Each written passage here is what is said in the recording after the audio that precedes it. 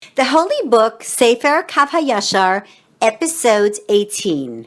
How many are your works, Hashem? Of all of them you have fashioned with wisdom, etc. Tehillim 104.24. As we mentioned in an earlier chapter, our sages instituted that one recite Tehillim chapter 100 every day. This is because a person should really thank Hashem every day and offer up a thanksgiving sacrifice for the beneficiary of a miracle is often not even aware of what the Holy One, blessed is He, has done for him.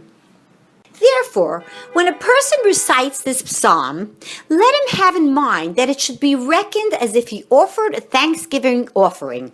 For it was the custom of earlier generations that for every event that befell them, they would offer praise and thanks, acknowledging immediately that the matter was from Hashem. Thus, he would affix in his heart so that he would never forget Hashem's providence. In this vein, we find the following episode recorded in the Zohar, Parshas Emor 106b. Rabbi Shimon Bar Yochai was walking along the road, accompanied by Rabbi Abba and Rabbi Yossi, when they came upon a water channel. Rabbi Yossi tripped and fell into the water channel, soiling his clothing, whereupon he said, "If only this water channel had not been created." Rabbi Shimon said to him, "It is forbidden to speak in this manner, for it is of the service to the world, and it is forbidden to speak disparagingly of the servants of the Holy One, blessed is He. For it is written, and God saw all that He had made, and behold, it was very good." Bereshis 1.31. This includes even snakes, scorpions, and mosquitoes, all of which are called servants of the king and servants of the world, although human beings are unaware of it. While they were still walking, they saw a snake dancing before them. Rabbi Shimon said, "This snake is surely going to perform some miracle." The snake ran on ahead and entangled itself with a certain viper. The nature of a viper is such that if it gazes at a human being or a human being gazes at it, the person immediately dies from the poison of its gaze. Heaven spare us. After the snake entangled itself with the viper, they began striking each other until they both died. When they arrived at the spot and saw the two of them lying dead upon the road, Rab Shimon recited the verse, "No evil shall befall you, and no plague shall come near your tent." Tehillim 91.10. He continued, "The Holy One, blessed is He, has created every creature to perform an errand. Thus we must not disparage anything that He has made, for it was created for the sake of its mission. Concerning this, it was written, Hashem is good to all, and His mercies are upon all His works." Tehillim 145.9. It seems to me that this is also the meaning of the verse, "How many are your works, Hashem? All of them you made them with all your wisdom. The earth is filled with your possessions." Tehillim 104.24. And it is also written, "All your works will thank you, Hashem." Tehillim 145.10. Suppose then that Hashem in His mercy and loving kindness has granted someone a particularly amazing deliverance. From bandits, for instance, or from fire or water or the like. Or if he was severely ill and recovered, surely he has an obligation to institute some beneficial matter that will serve manifestly in the place of a thanksgiving offering in Hashem's honor. Come and see what the pious rabbi, our teacher, Rabbi Avraham, author of the Shibbolei Haleket, he testifies about himself in the introduction to his work. He writes, "I will retell here the wonders of the Holy One, blessed is He, performed for me when I suffered tribulations at the time of my illness. As I lay upon my sickbed, rendered desolate by the tremendous pain, 'May you be spared,' I declared. 'I am bereft of my remaining years.'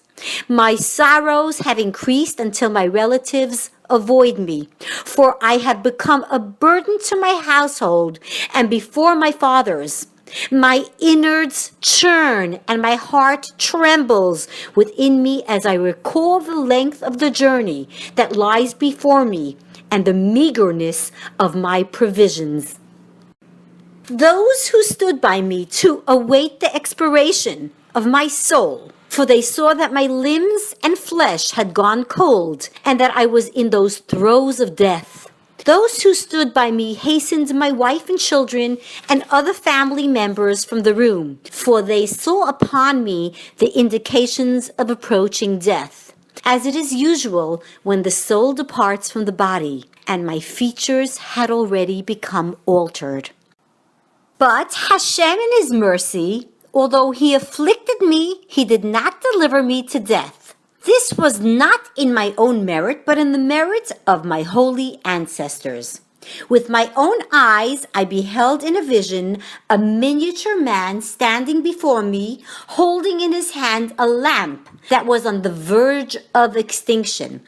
But then, before my eyes, it was swiftly rekindled. "Tell me, Master," I pleaded, "what are you doing before me with this lamp?" The man replied, "This lamp symbolizes your soul, for the days of your life were already completed. I hinted this to you in this way because the human soul is likened to a lamp. But just as the lamp was swiftly rekindled, so will you swiftly recover. This is what I was showing you with my hints. Know also," the man went on, "that at your trial there were accusers and defenders, and that your merits were weighed upon a scale. I have to come to inform you that the merciful God added to your days, telling the angel of death, 'Loosen your hand, for he is still capable of benefiting the multitude.' I have decreed concerning you that on the third day you will get up from this illness." This incident took place 3 days before the festival of Shavuos, and just as the man had predicted, so did it fall out. On the first day of Shavuos, I went to the synagogue and became literally like a new man. Immediately, I girded my loins like a warrior and arose to my post and began composing a commentary upon the Torah of the prophets and the writings. I called my work Shibbolei Haleket, as a remembrance. Thus should every person do, for there is no one for whom miracles have not been performed, especially in these generations in which our troubles increase daily. Horrendous wars, the sword, famine, siege, hardship, and terrible illnesses. Whenever the Holy One blesses, He shines a thread of loving kindness upon someone and saves him from these afflictions. That individual must recall Hashem's kindness forever, lest he be guilty of ingratitude. Moreover, whenever the Holy One blesses, He bestows upon someone an outpouring of blessing, enabling him to sit at home in peace and tranquility, enjoying a reliable income, and must give praise and thanks to the Omnipresent. Sefer Haredim admonishes sternly that this is included in the commandment, and I will relate this day to Hashem your God, that I have come to the goodly land, etc. Devarim 26.3. This, he explains, is a strong warning to anyone who has received goodness and bounty from Hashem that he must give praise and thanks. And certainly he must not complain like the misers who cry and complain to the world all day long. No matter how much food and sustenance Hashem grants them, that they lack bread to eat when in fact their hands are filled with all manner of goodness. Their goal is simply to keep the poor and needy at bay. Concerning this was it written, this poor man cried out and Hashem heard. Tehillim 34.7. The poor man's prayer does not move from its place until a cup of punishment is poured out upon these people and they themselves are rendered destitute. Of course, it is also praiseworthy to fulfill the sage's teaching, Tanis 10b, that one should not display one's wealth ostentatiously before the nations of the world. Thus Yaakov said to his sons, "Why should you show yourself?" Bereshis 42a. This is especially important in these times when, on account of our many sins, the nations have their eyes on Jewish wealth. Therefore, it is a very good idea to conceal one's wealth from them. Nevertheless, showing a pleasant countenance and demeanor of love and goodwill towards the poor, the destitute, and the needy brings pleasure to the Creator. This is especially so of those who bring the honorable poor and needy into their homes and grant them lodgings. Through this they merit many blessings, and many a barren woman has been granted children in the merit of feeding and supporting worthy poor and needy people for the sake of heaven. The story is also related of a certain elderly gentleman named Rabbi Yechiel, who lived at the time of the expulsion from Spain. At the time of all the edicts and oppressions in that country, many Jews fled to Italy, where Rabbi Yechiel resided in a town by the ocean, while they awaited the opportunity to move on to Turkey. The elderly Rabbi Yechiel was an upright and honest man who received everyone, poor or rich, with a pleasant countenance. He would supply them with water and food and escort them along their way. He also made sure that they also had provisions for the journey ahead, spending liberal sums upon the needs of his guests. One day, there arrived at his house 4 elders from among the exiles, all of them great Torah scholars. When they saw Rabbi Yechiel's wealth and splendor, and his pure and generous heart, and the kindness that he performed for the exiles, rich and poor alike, they asked, "What request would you like to make of the Creator?" He answered, "My request is, I merit sons," for he was childless. The 4 elders said to him, "Rest assured that within the year you will father a son who will be a great scholar, and you shall call him Abraham as a remembrance of the kindness you performed for the seeds of Abraham." As they promised, so was it fulfilled. The son that was born to him grew to become the illustrious Rav Avraham of Pisa, who reached the great heights in Torah and composed many works. We hear of many similar incidents. This is to inform you that every good and proper deed is engraved and inscribed before the Holy One, blessed is He, to be accredited to the doer's account in this world and the next, provided that he does it for the sake of heaven.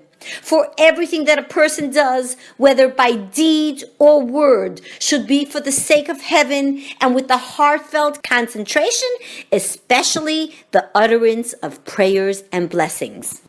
Sefer Hasidim 46 relates the story of a man who died a number of years before his time. 12 months after he passed away, he appeared to one of his relatives in a dream. The relative inquired, "How do you spend your time in the world that you're in?" He answered, "Every day I am judged for not reciting the blessings over bread and fruits and the grace after meals with heartfelt concentration. Meanwhile, those appointed over me say to me, 'You ate only for your own enjoyment.'" The relative inquired further, "Have we not been taught that the wicked are punished in Gehenna for 12 months? More than 12 months have passed since your death, so why are they punishing you further?" The dead man replied, "They are not subjecting me to severe punishment in Gehenna, but to lesser punishment outside Gehenna. The appointed ones tell me that it is all for my own good, so that I will merit entering Gan Eden and enjoying my portion to the fullest." The general rule is that everything one does is recorded on high, and for every deed there is either reward or punishment. Fortunate are those who are declared meritorious by the heavenly court.